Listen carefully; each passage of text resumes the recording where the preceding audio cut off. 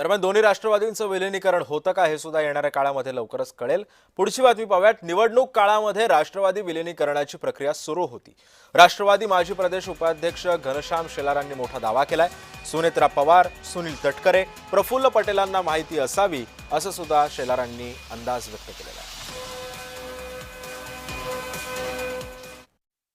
विलीनीकरणाच्या बाबतीमध्ये मी काय फारसं बोलणार नाही, परंतु एक प्रसंग असा होता की मध्यंतरी महानगरपालिकेच्या निवडणुकीच्या अगोदर दादांचा माझा एका निमित्तानं फोन झालेला होता आणि त्यावेळेस त्यांनी एवढंच वाक्य वापरलं होतं की आता आपण महानगरपालिकेच्या निवडणुकीमध्ये तुतारी आणि घड्याळ दोन्ही एकत्र लढण्याचा त्या ठिकाणी आपण विचार करतोय आणि तो अंतिम टप्प्यात आहे। त्याचा अर्थ विलीनीकरणाच्या बाबतीमध्ये काही प्रक्रिया सुरू झालेल्या होत्या, पण या बाबतीत निश्चितपणानं दादांचा स्वभाव असा होता की या बाबतीमध्ये सुनेत्रा वहिनी असतील किंवा प्रदेश अध्यक्ष तटकरे साहेब असतील, प्रफुल्लभाई असतील, यांच्याशी दादांची जी चर्चा झाली असेल त्यांना निश्चितपणाने विलीनीकरणाच्या बाबतीमध्ये माहिती असणार आहे।